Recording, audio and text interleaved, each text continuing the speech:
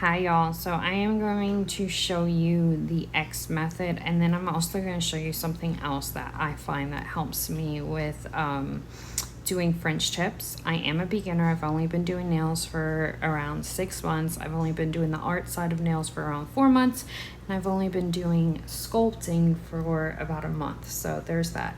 Anyway, so the X method I first saw from eNail Couture, aka Max Estrada. Sorry about that. But there's a little bit more that I add to the X method to do a French tip, and let's get into it. So don't mind this. I use this sometimes on a palette since I don't have this color. This is Max Estrada's eNail Couture's gel polish liners, and they are my favorites so far, absolute favorites when it comes to gel liners. And I love their brush, I love their handle. If you've been around, you probably hear me say this all the time. Anyway, so what you're going to do is you're going to take whatever you're using and you're going to get as much of the product off as possible. Not all of it, but as much. Oop. Sorry about the hair, y'all. I put this near my hair. I don't know what happened. Sorry. Anyway, you're going to take it and you're going to start at X, as low as you want it. I'm just going to take it this low right now. Then you're going to do an X on the other side. You're going to try and get it as accurate as you can, but it's probably not going to be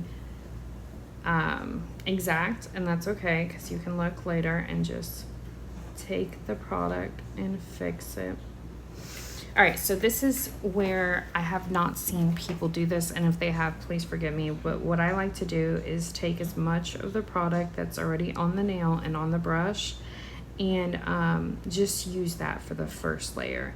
And the reason why I do that is because one thing you don't want with a French tip is a bump or thick, because that's the only part of the nail that's going to be thick. So I like to just use as much of the product that's already on the nail without dipping my brush back in.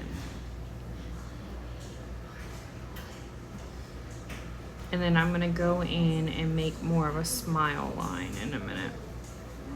And then there's some right there, so I'm just going to take the product without dipping my brush back in. And with these, sometimes you don't have to do a second coat, because these are very all right. So we did that, and then what I'm going to do is try to, and you could have did this before, it doesn't matter when. I'm going to try and round out and perfect the smile line. And that little imperfection, if you don't go back in and add to it, you can always just take a brush and erase that.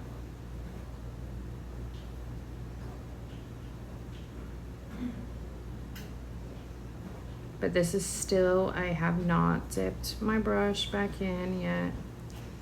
This is still with just the original application. I have not dipped it back in the bottle yet.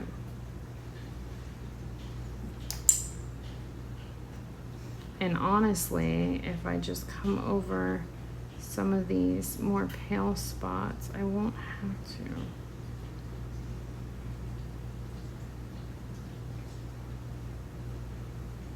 And then I'm just going to try and perfect this a little bit more. I am a beginner, so it's not going to be perfect as everybody's, but we will get by. Again, these liners are so pigmented that I don't think I need a second coat, and that's also going to help with the bulk. Not having a big bumpy French tip. Nobody wants that. All right. Actually, I think I want to just come in just a little bit more.